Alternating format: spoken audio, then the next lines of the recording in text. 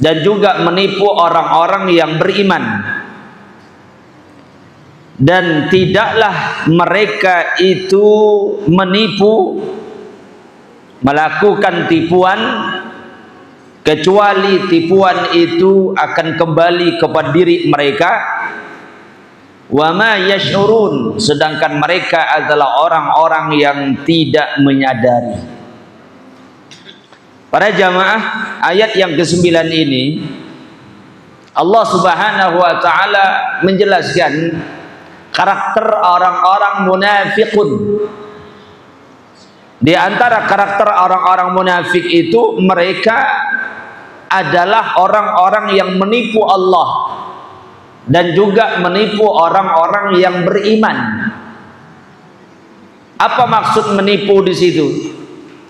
Para ulama tafsir mengatakan hakikat menipu itu sebagaimana yang sudah kita ketahui. Hakikat menipu itu kan menyembunyikan sesuatu. Hakikat menipu itu menyembunyikan sesuatu yang dia melakukan itu karena memiliki tujuan. Baik tujuannya karena dunia, tujuannya kekayaan, tujuannya kepentingan, tujuannya supaya mendapatkan keuntungan, tujuannya agar aman, atau tujuan-tujuan yang lain. Yang jelas seseorang ketika melakukan tipuan ada maksud, ada tujuan yang ingin dia capai. Itu hakikat daripada yukhadi'una. Mereka adalah orang-orang yang menipu. Jadi secara umum menipu itu menyembunyikan sesuatu. Sesuatu itu dia sembunyikan dalam rangka nanti untuk menipu orang. Ya, baik ketika dia berdagang lalu menyembunyikan sesuatu cacat dari barang yang akan dia jual, ataupun dalam bisnis ada ada kebohongan, ada kedustaan yang dia sembunyikan supaya dia mendapatkan keuntungan dengan tujuan-tujuan tertentu, atau supaya orang mendapatkan jabatan lalu dia menipu banyak masyarakat, ya, berbohong kepada masyarakat. Nanti kalau saya naik jadi pejabat saya akan begini, begini, begini, melakukan ini untuk kepentingan kalian masyarakat, lalu ternyata tidak, menipu, ya. Yang kedua, para jamaah yang dirahmati Allah, apakah memang Allah itu bisa ditipu dan juga orang-orang yang beriman?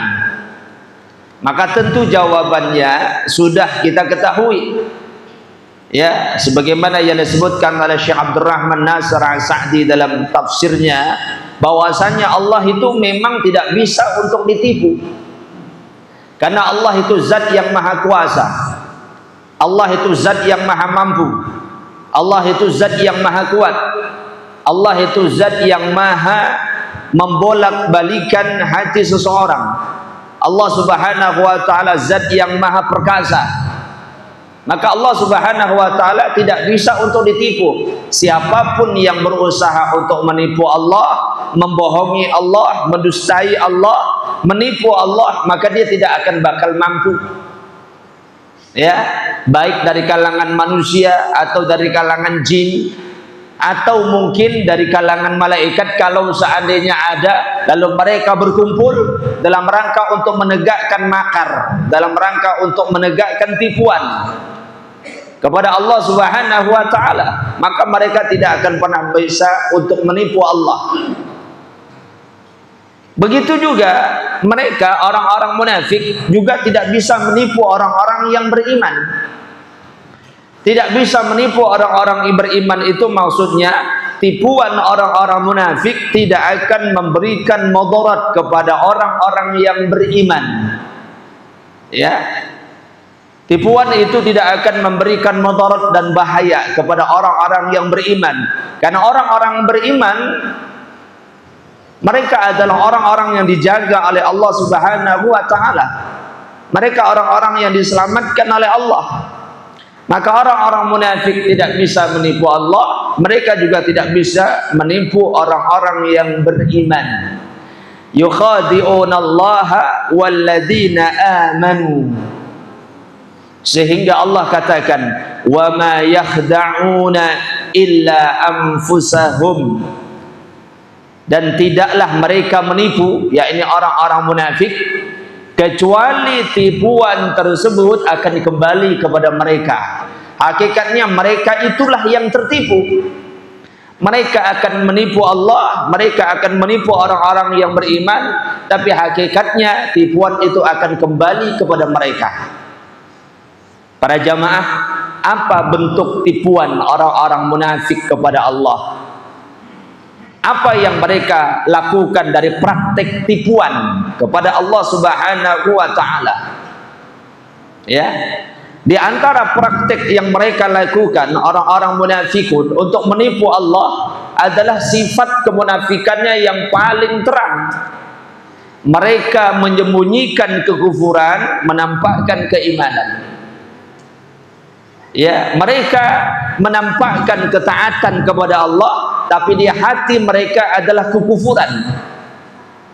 Di hadapan orang-orang mukmin, di hadapan orang-orang beriman, kepada Rasul dan juga kepada para sahabat, begitulah karakter orang-orang munafik. Mereka ini seperti orang yang dekat dengan Rasul, dan mereka mengaku bahwasanya Rasul itu adalah Nabi utusan Allah Subhanahu wa taala. Kami bersama Rasul, kata mereka. Ya, jadi mereka hidupnya dekat dengan Rasul dan juga para sahabat. Lalu mereka menampakkan seperti orang-orang yang beriman dan membela Rasul, membela Islam. Tapi di balik itu mereka menikam. Di balik itu mereka meracuni. Di balik itu mereka menjadi kelompok orang-orang yang musuh dalam selimut. Ya, mereka adalah orang-orang yang merusak Islam dari dalam. Itulah bentuk tipuan-tipuan mereka. Dan kata ulama, semua hal yang berkaitan dengan menyembunyikan sesuatu dari kejelekan dan keburukan, itulah tipuan. Di beberapa riwayat disebutkan Nabi sallallahu alaihi wasallam pernah menyampaikan kepada para sahabat, jangan kalian menipu Allah Subhanahu wa taala. Lalu para sahabat bertanya, bagaimana menipu Allah itu ya Rasul? Kalian melaksanakan sholat, tapi badan kalian menghadap Allah, kalian ruku, kalian sujud, badan kalian dari awal sampai akhir ruku dan sujud, melaksanakan ibadah sholat dengan jasad kalian, dengan badan kalian, tapi hati kalian tidak menuju kepada Allah, tidak mengarah kepada Allah Subhanahu wa taala. Malah kalian harapkan dunia dan segala macam perhiasan di dalamnya. Itu termasuk menipu namanya. Menipu Allah Subhanahu wa taala. Jangan kalian, kata Nabi, menipu Allah. Ya, maka sebagai seorang muslim, maka dia tidak pantas melakukan tipuan-tipuan kepada Allah. Salah satunya adalah melaksanakan ibadah karena dia.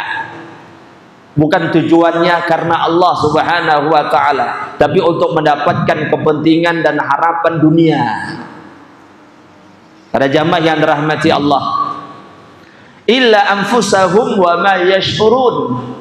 Mereka lah yang akan menipu diri mereka sendiri. Artinya bahwasanya apa yang mereka lakukan dari tipuan tersebut akan mencelakakan mereka, dan mereka akan diazab oleh Allah Subhanahu wa taala dengan azab yang pedih, dengan azab yang dahsyat, dengan azab yang besar. Satu sisi tipuan itu tidak memberikan efek sama sekali, baik kepada Allah dan kepada orang-orang yang beriman. Satu sisi yang lain, tipuan tersebut menyebabkan mereka celaka, mereka yang nanti akan dibinasakan. Dan kata ulama, ini bisa menjadi pelajaran.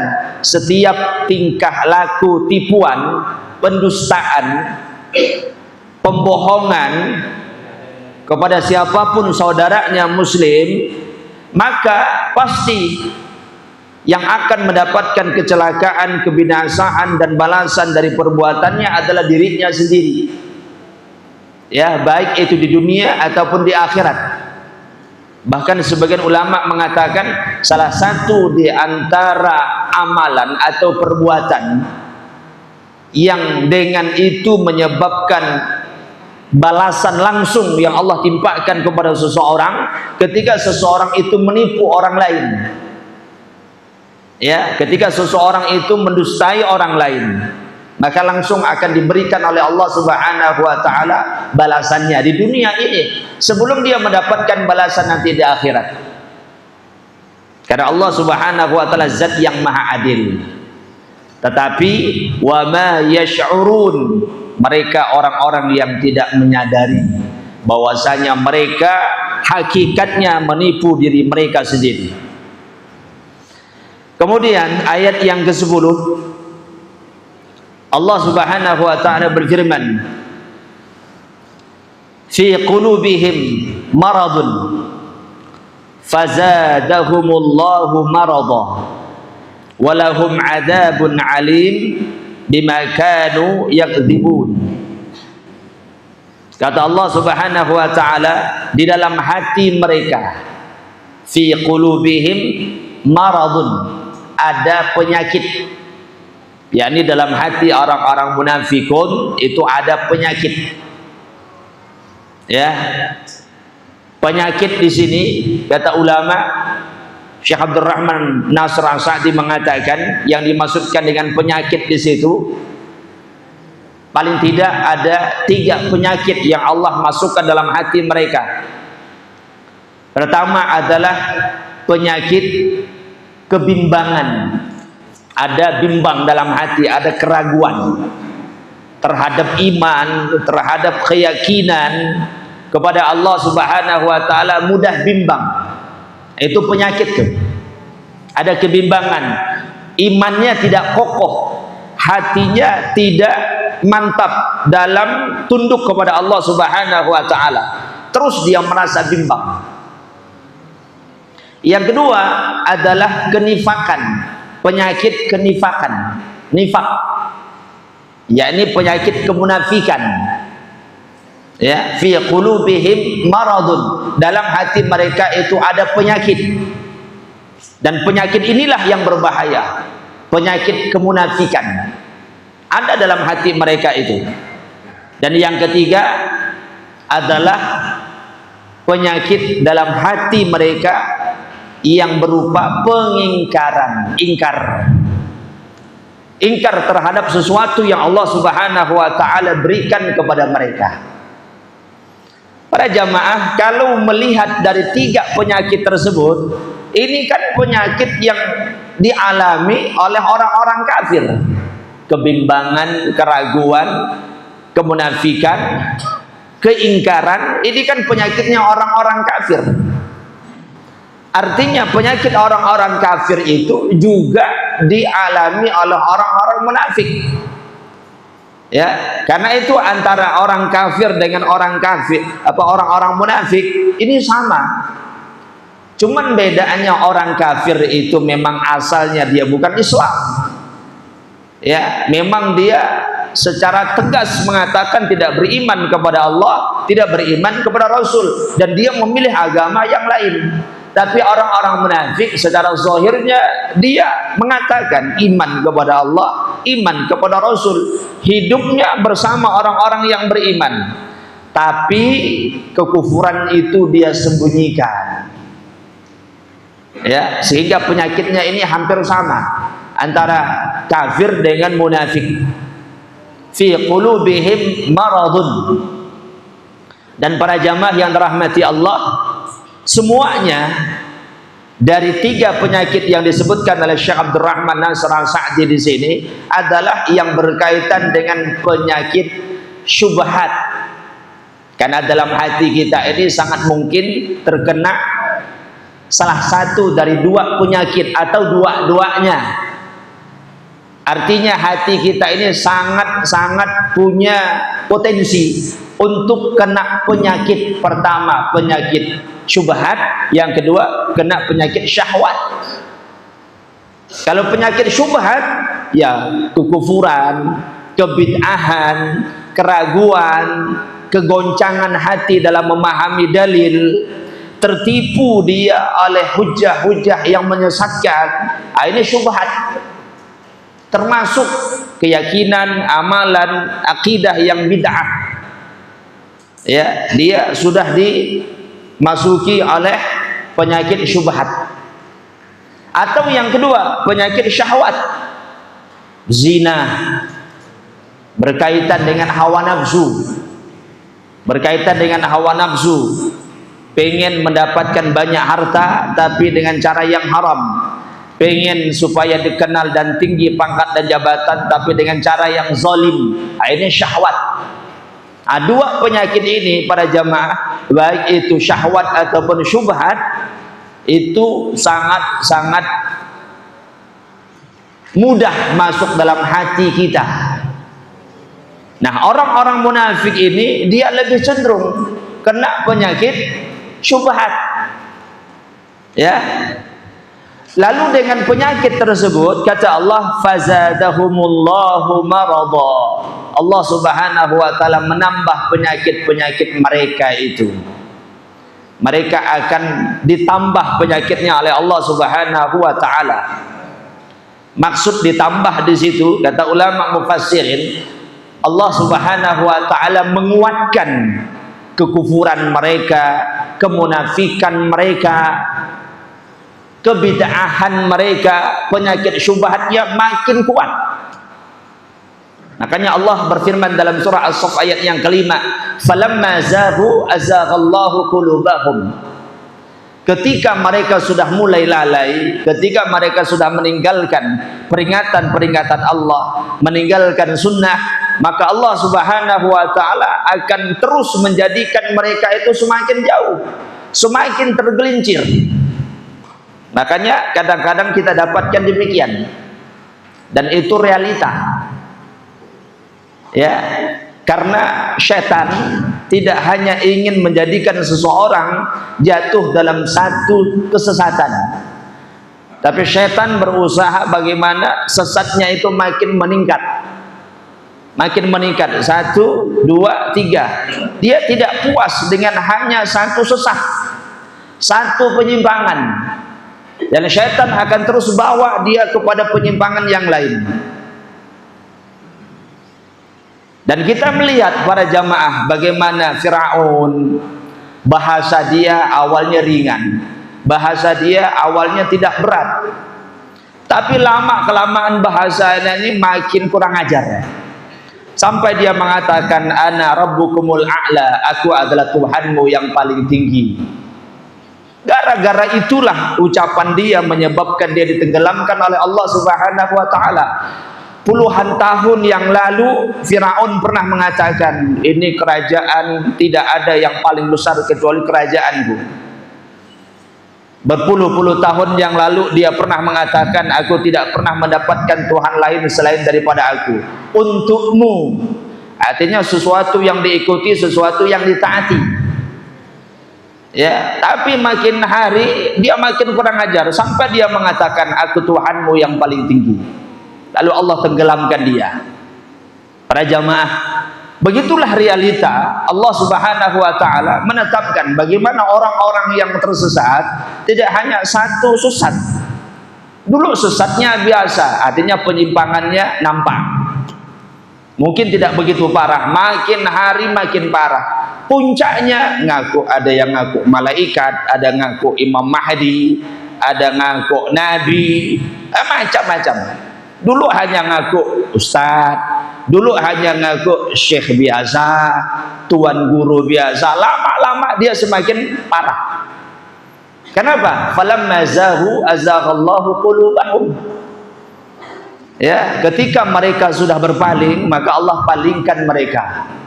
Fazadahumullahu marada. Allah tambah penyakit mereka tersebut. Karena itu para jamaah, supaya Allah selamatkan kita dari kejelekan dan keburukan, supaya Allah Subhanahu wa taala tidak menyambah penyakit dalam hati kita, maka harus kembali, cepat-cepat kembali. Kalau kita merasa ini sudah mulai tersalah, cepat-cepat kita kembali bertaubat, istighfar dan minta bimbingan dan mengakui kesalahan kita, berlapang dada bahwasanya saya salah, dan terus belajar, mengkaji, belajar, menuntut ilmu, mempelajari dari kitab-kitab para ulama. Supaya apa? Supaya kita selamat. Nah, para jamaah yang dirahmati Allah, fazadahumullahu maradah walahum adzabun alim. Mereka itu akan mendapatkan azab yang pedih.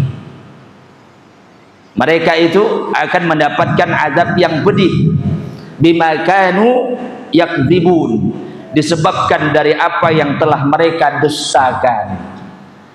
Karena mereka telah mendustakan iman, mereka telah mendustakan Rasul, mereka telah mendustakan Allah Subhanahu wa taala, bahkan dan apa-apa yang disyariatkan dalam agama Islam mereka dustakan dengan hati-hati mereka.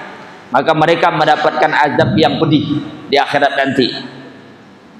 Dan Allah Subhanahu wa taala ketika membahasakan azab itu dengan beberapa kalimat. Kadang kita temukan dalam Al-Quran azabun syadidun, azab yang keras.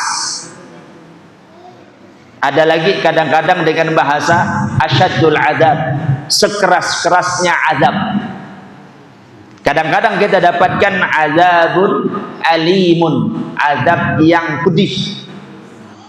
Dan kata ulama mengatakan ada dua kalimat yang menunjukkan azabnya itu begitu berat, begitu dahsyat. Pertama dengan bahasa asyaddul azab, seberat-berat azab, sedahsyat-dahsyat azab. Berarti dahsyatnya, berarti azabnya ini tidak main-main, azabnya betul-betul berat, dahsyat. Yang kedua adalah azabun alim, azab yang pedih, ya, atau azab yang berat. Dan Allah Subhanahu wa taala akan timpakan kepada mereka atau azab yang pedih untuk mereka. Nah, ini paling tidak kata ulama yang menunjukkan beratnya azab tersebut. Dan Allah Subhanahu wa taala gunakan kalimat azabun alim untuk orang-orang munafiqun, yang menunjukkan azab mereka begitu dahsyat dan berat, disebabkan karena kedustaan mereka, bima kanu yakdzibun. Dan salah satu ciri munafik adalah suka berdusta, suka berbohong. Dan tingkatan dusta ini macam-macam. Tingkatan dusta itu macam-macam. Ya, ada yang berdusta, mendustai apa yang datang dari Allah, tentu dia kafir. Atau mendustai apa yang datang dari Rasul, itu juga kafir. Itu tingkatan dusta yang paling besar. Mendustakan, ya, mendustakan apa yang datang dari Allah dan apa yang datang dari Rasul. Ini sebesar-besar kedustaan. Kata ulama ini disebut dengan kufur ingkar atau kufur kadzib, kufur kedustaan. Dan ini menyebabkan dia kekal dalam api neraka dan dia dikatakan kafir. Ada juga bentuk kedustaan yang di bawah itu, yang masuk dalam kategori dosa-dosa besar. Ya, seperti kedustaan-kedustaan yang dilakukan, menyampaikan sesuatu tidak sesuai dengan hakikat yang sebenarnya,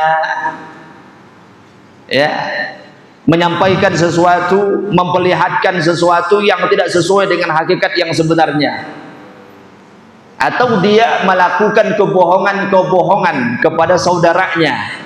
Dan ini tidak termasuk kufur besar, tapi ini termasuk dosa besar. Walaupun dia tidak masuk dalam kufur besar, tapi dosanya besar dan terancam.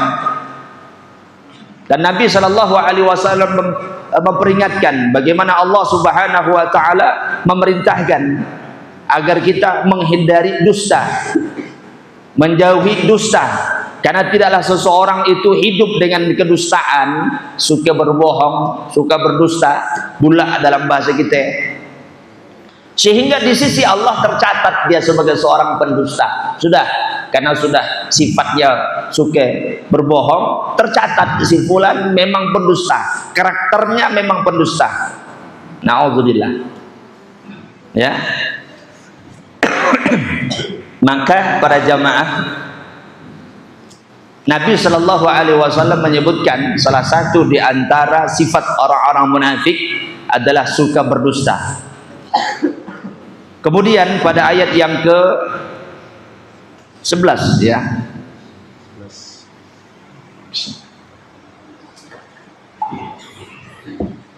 Allah berfirman,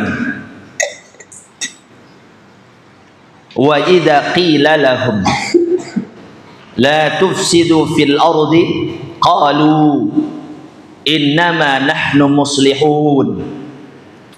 Apabila dikatakan kepada mereka, yakni kepada orang-orang munafik, dikatakan kepada mereka orang-orang munafik, la tufsidu fil ardi, jangan melakukan kerusakan di muka bumi, jangan melakukan kerusakan di muka bumi. Qalu, mereka mengatakan, innama nahnu muslihun, hanyalah kami melakukan kebaikan. Baik. Ayat yang ke-11 ini Allah Subhanahu wa taala, kata ulama tafsir, menjelaskan salah satu di antara karakter orang-orang munafik yang lain. Apa itu? Apabila dikatakan kepada mereka, dikatakan itu disampaikan, didakwahkan, diberikan nasihat dan lain sebagainya, jangan melakukan kerusakan di atas muka bumi. Melakukan kerusakan yang paling besar, mengacaukan perdamaian, menipu, membuat kebid'ahan, menyebarkan kesyirikan, apalagi berbuat maksiat, mendustakan firman-firman Allah Subhanahu wa taala, atau juga kata ulama menjadikan bumi ini sesuatu dari sesuatu yang bisa merusak bumi. Hal-hal perbuatan yang bisa merusak bumi. Karena agama Islam adalah agama kebaikan, agama yang merawat semua kebaikan, baik manusianya, baik buminya, atau tempat tinggalnya.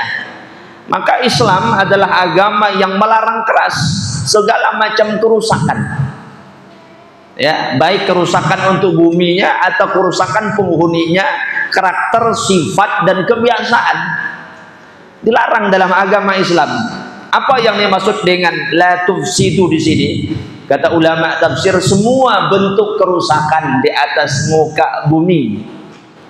Ya, dan kerusakan yang paling besar terhadap bumi adalah segala macam bentuk maksiat. Kesyirikan itu merusak bumi.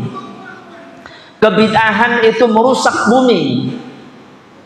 Macam-macam maksiat itu merusak bumi. Jangan kita kira merusak bumi itu hanya mungkin menghancurkan gunung, ekosistem tidak diatur dengan baik, dan lain sebagainya. Itu juga merusak. Ya, tetapi kesyirikan, kebid'ahan, kemaksiatan ini juga merusak bumi dan juga merusak penghuni bumi. Bukankah Allah Subhanahu wa taala berfirman, "Lau anna ahlal qura amanu wattaqau lafatahna 'alaihim barakatin minas sama'i wal ard." Kalau seandainya penduduk negeri itu beriman dan beriman, kami akan bukakan keberkahan, baik keberkahan yang ada dalam bumi atau keberkahan yang ada di langit. Kami akan bukakan yang dalam bumi dikeluarkan, yang di langit diturunkan, dengan syarat iman dan juga bertakwa kepada Allah. Artinya iman dan takwa itu, kata Allah, kata Allah Subhanahu wa taala, memperbaiki bumi, menjadikan bumi itu jadi baik. Maka sebaliknya, segala macam bentuk maksiat itu bisa merusak bumi. Ya. Karena itu Nabi Shallallahu Alaihi Wasallam mengkhabarkan dalam banyak hadis, diterangkan juga oleh banyak para ulama, setiap maksiat yang dilakukan oleh manusia itu mempengaruhi bumi. Ya, dia bisa mempengaruhi bumi. Kenapa terjadi bencana begitu banyak? Karena bumi dipengaruhi dengan maksiat. Dan itu harus diakui. Ya, dan kita harus mengakui itu, bahwasanya berbagai macam kerusakan, maksiat yang dilakukan oleh manusia itu mengundang bencana dan musibah. Ya, mengundang bencana dan musibah. Karena Allah menegaskan, wa ma'asabakum min musibatin fabima kasabat aydikum. Tidaklah satu musibah itu menimpa kalian kecuali itu disebabkan oleh ulah tangan kalian. Artinya manusia harus berbenah diri, memperbaiki diri. Kenapa hal itu terjadi? Ya, dan jangan sampai kita dipalingkan oleh perkataan-perkataan yang tidak membuat kita sadar. Oh, itu karena bumi dah tua. Oh, itu karena memang rumputnya dah pendek. Oh, itu memang gunungnya udah bergeser. Itu memang kondisi alamnya. Itu memang semuanya itu kan dikendalikan oleh Allah Subhanahu wa taala. Air, tanah, batu, tumbuh-tumbuhan, semua kan dikendalikan. Bahkan tidaklah satu tetes air hujan turun ke langit kecuali satu tetes itu dibawa oleh malaikat, dan itu atas utusan Allah Subhanahu wa taala. Itu satu tetes air hujan, apalagi berbentuk batu yang besar, gunung yang kokoh, lautan atau air yang tumpah, semuanya dikendalikan oleh Allah Subhanahu wa taala. Jadi masalahnya ada pengendalinya, yaitu Allah. Ya. Jadi para jamaah yang dirahmati Allah Subhanahu wa taala, itu kerusakan. Makanya Allah katakan la tufsidu. Yang kedua, salah satu karakter orang munafik suka buat kerusakan. Suka berbuat maksiat, suka berbuat syirik, suka menyebarkan bid'ah, keyakinan-keyakinan sesat. Itu di antara karakter orang-orang munafik, dan itu membuat kerusakan. Ya, kerusakan untuk manusianya atau kerusakan untuk buminya. Para jamaah. Lalu mereka mengatakan, mereka mengatakan, innama nahnu muslihun. Hanyalah kami sesungguhnya justru orang-orang yang melakukan perbaikan, orang-orang yang melakukan kebaikan. Apa kata ulama tafsir pada ayat ini, para jamaah? Innama nahnu muslihun. Pertama, itu menunjukkan bahwasanya kerusakan yang dilakukan oleh orang-orang munafik, mereka anggap itu adalah kebaikan. Itu dosanya lebih besar daripada orang yang sadar itu adalah kerusakan. Ini masalahnya, dia menganggap kerusakan itu adalah kebaikan. Sama seperti orang meyakini maksiat itu adalah baik. Beda dosanya dibandingkan dengan orang, kenapa antum berzina? Ya, karena hawa nafsu saya tidak tertahan lagi. Antum sadar zina itu maksiat? Ya, sadar saya, tahu saya, itu berdosa. Tapi dosanya akan semakin besar kalau dia yakini zina itu baik, sesuatu yang baik. Ini kan untuk bantu, ini kan untuk nolong, ini kan untuk dan lain sebagainya. Makin besar lagi dosanya. Orang-orang munafik demikian, kerusakan dia anggap kebaikan, sehingga dosanya semakin besar di sisi Allah Subhanahu wa taala. Dan itu disebabkan karena mereka tidak memiliki ilmu. Mereka adalah orang-orang yang jahil, sehingga kerusakan dianggapnya kebaikan.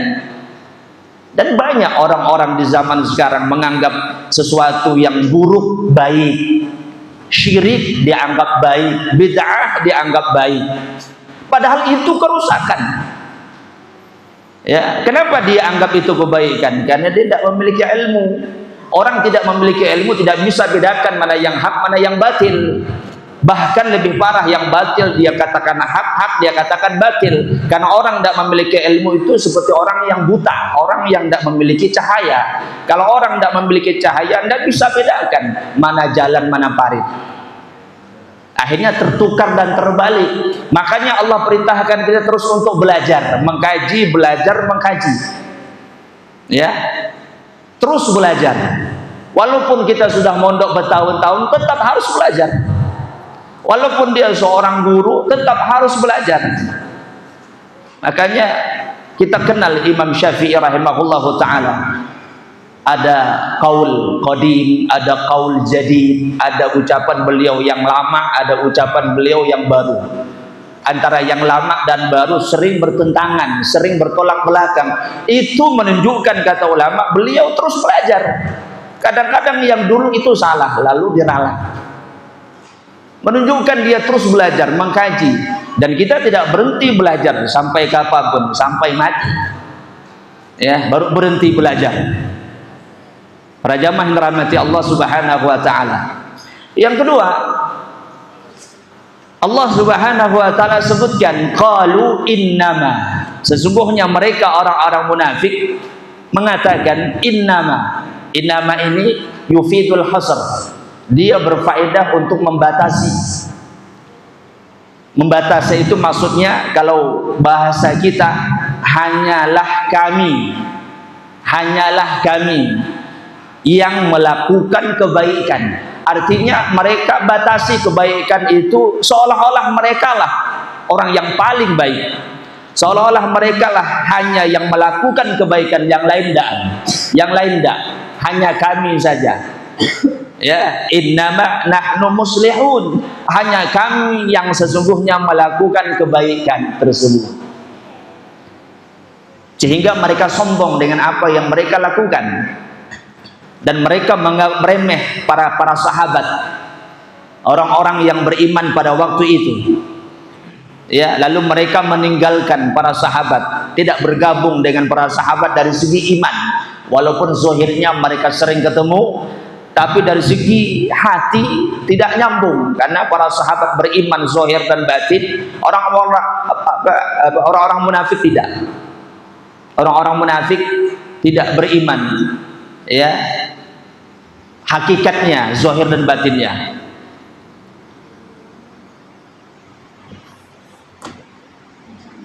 Kemudian para jamaah, ayat yang ke-12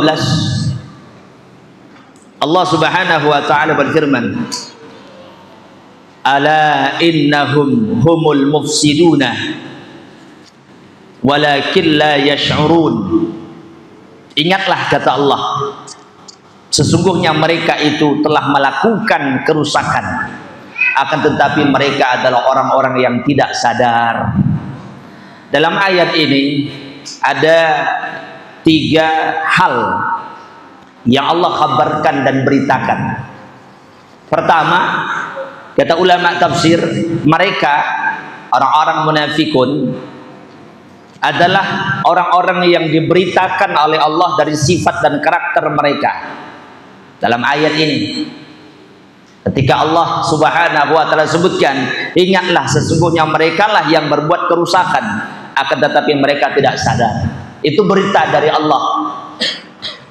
Karakter orang-orang munafik sudah dibongkar oleh Allah Subhanahu wa taala, dinampakkan oleh Allah. Itulah wajah mereka, karakter mereka yang sebenarnya.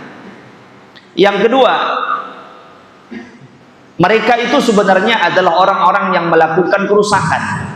Allah juga sebutkan mereka itu sebenarnya orang-orang yang melakukan kerusakan. Ketika maksiat dilakukan, ketika kebidahan diamalkan, kesyirikan mereka perbuat dan lain sebagainya, menipu Allah Subhanahu wa taala dan juga Rasulnya, menyembunyikan nilai-nilai kekafiran dan menampakkan seperti iman. Itulah kerusakan yang mereka lakukan. Humul mufsidun. Sehingga kata ulama, kita boleh mengatakan kepada orang musyrik, mereka mufsidun, mereka pelaku perusakan. Kita juga boleh malah mengucapkan atau mengatakan kepada ahlul bid'ah, ya, mereka adalah mufsidun, orang-orang yang melakukan kerusakan. Ahli maksiat melakukan kerusakan. Karena Allah sebut mereka humul mufsiduna, mereka itu orang-orang yang melakukan kerusakan, rusak, orang yang sudah rusak. Yang ketiga, walakin la yashurun, akan tetapi mereka tidak sadar. Itu yang membuat mereka tidak tobat-tobat. Kenapa? Dan sadar. Nyangka baik ternyata buruk. Ya, coba lihat orang melakukan kebidahan. Disangkanya kan itu kebaikan, tapi ternyata itu keburukan. Bagaimana dia akan bertaubat daripada sebuah kesalahan kalau dia anggap keburukannya itu kebaikan? Mungkin hampir sampai kiamat pun tidak bakal taubat kecuali rahmat dari Allah.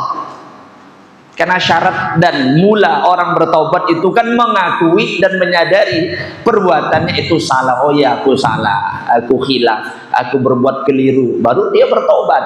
Berjalan dia menuju istighfar dan bertaubat kepada Allah. Dimulai karena kesadaran dia berbuat salah. Masalahnya dia tidak sadar itu salah. Ya, Al-Imam Sufyan Al-Thawri mengatakan demikian. Orang-orang yang melakukan penyimpangan, kebidahan itu sulit bertaubat.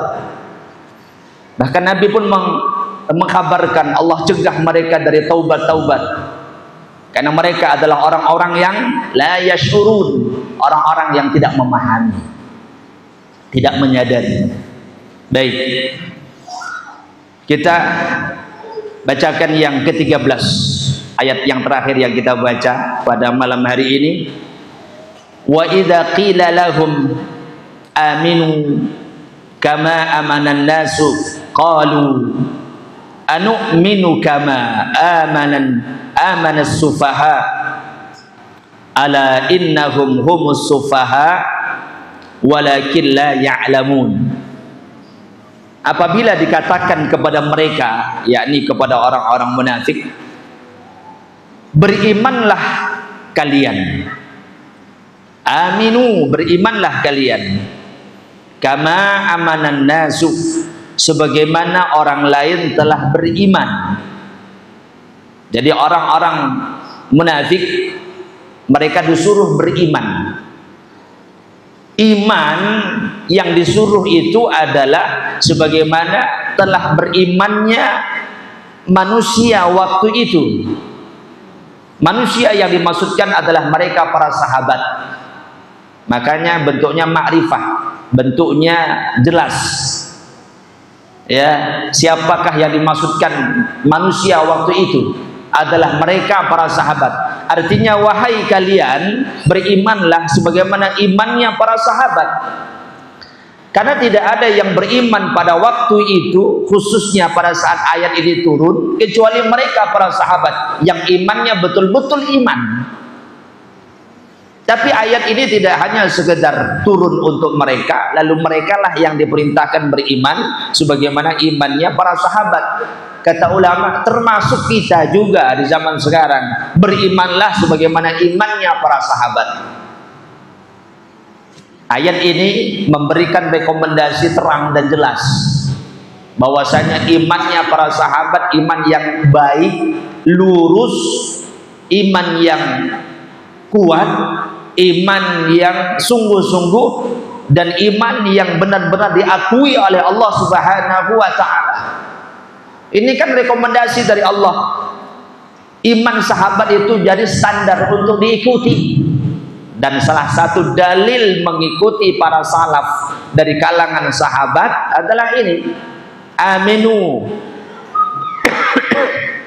kama amanan nas.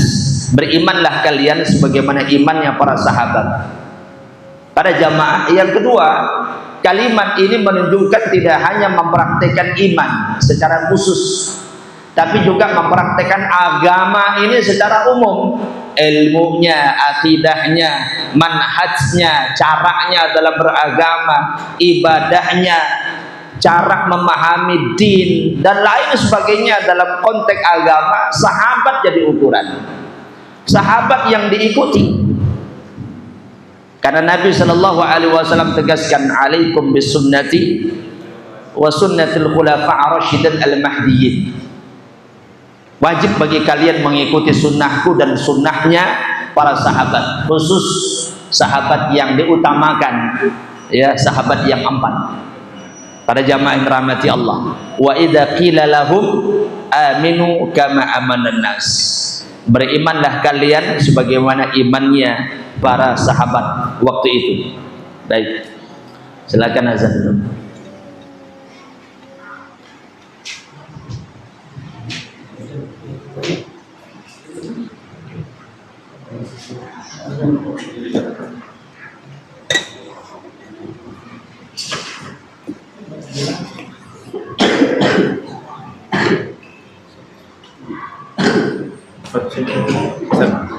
Nah.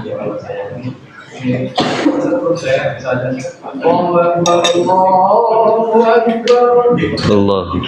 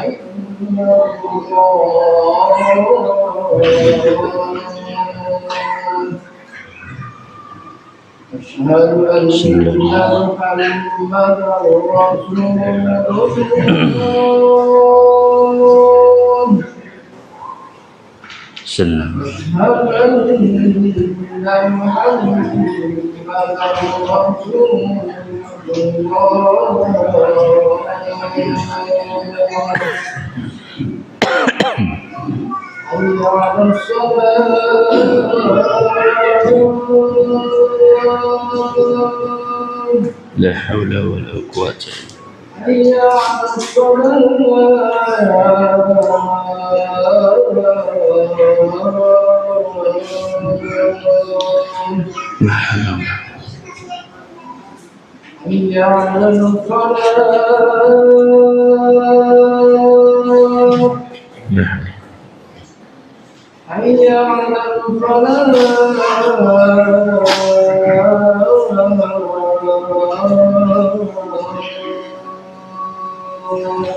la haula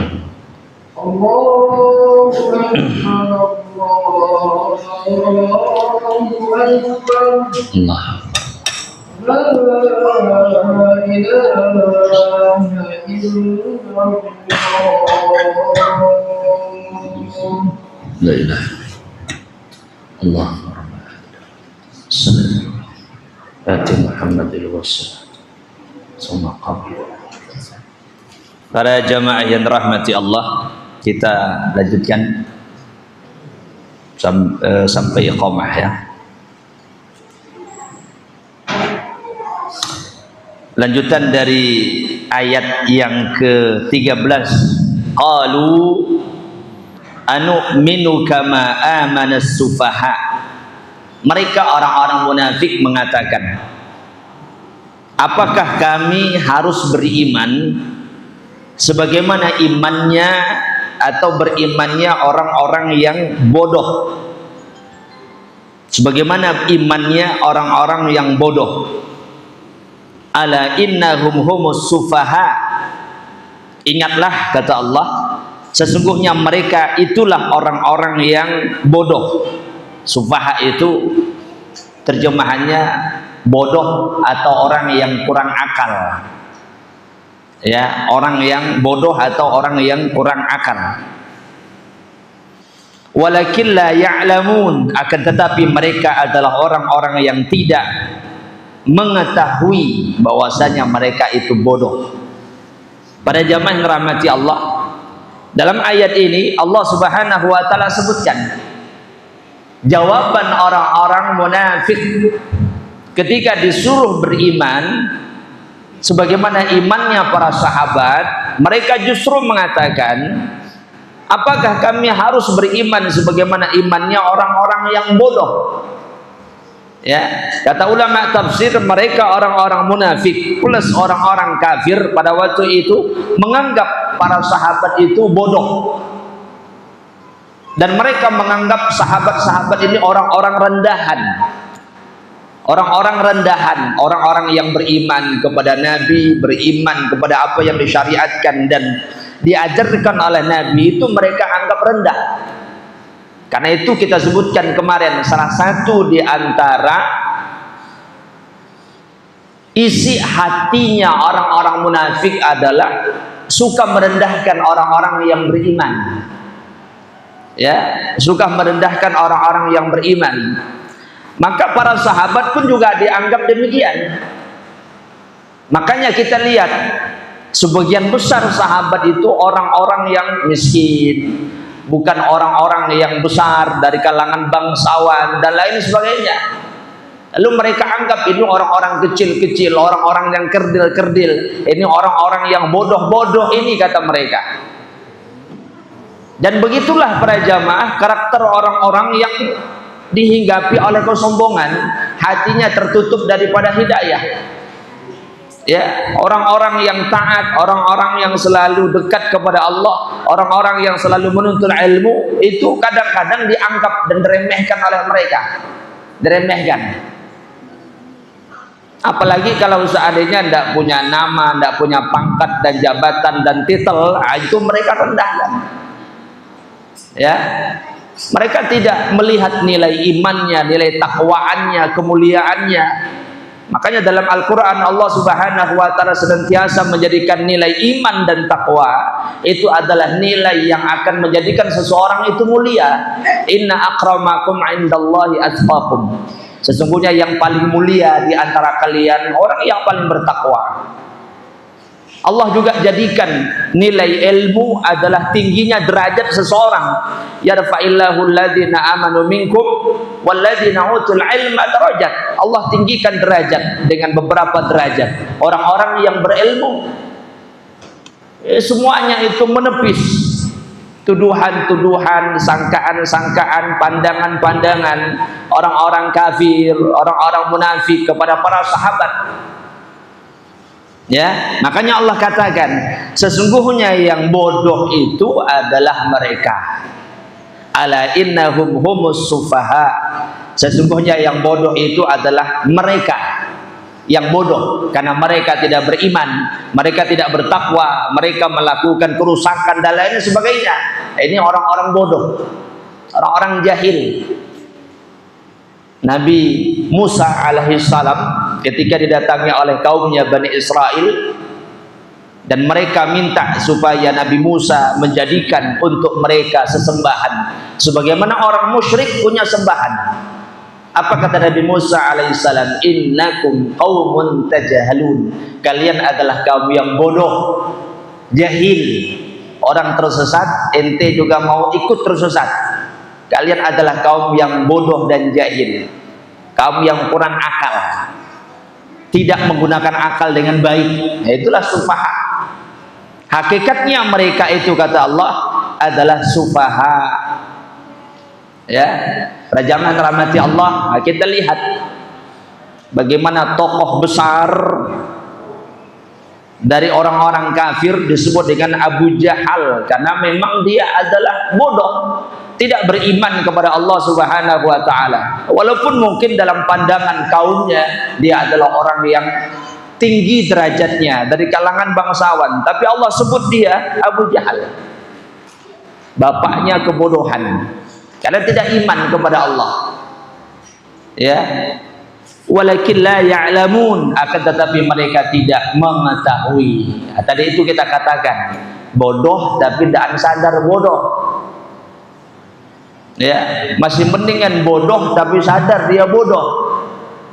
Tapi ini bodoh tapi merasa pintar, dan sadar bahwasan dirinya bodoh tapi merasa pintar. Nah, ini yang repot. Susah ngaturnya, susah berikan nasihatnya, susah. Kenapa? Merasa pintar. Ya, dan dia tidak sadar tentang kedudukan dia di mana. Para jamaah rahmati Allah, ayat ini adalah ayat yang sangat besar faedahnya. Di antaranya memuliakan para sahabat, meninggikan mereka menjadi standar nilai keimanan, dan mereka para sahabat adalah orang-orang yang pintar. Allah tepis kebodohan yang mereka tuduhkan kepada para sahabat, orang-orang yang beriman, orang-orang yang menggunakan akalnya. Baik, insyaallah nanti akan kita lanjutkan pada kesempatan dan pertemuan akan datang. Allahu a'lam bishawab. Barakallahu fikum. Kurang lebihnya mohon maaf. Wa sallallahu ala nabiyyina Muhammadin wa ala alihi wa sahbihi ajma'in. Subhanakallahumma wa bihamdika asyhadu an la ilaha illa anta astaghfiruka wa atubu ilaik. Assalamualaikum warahmatullahi wabarakatuh.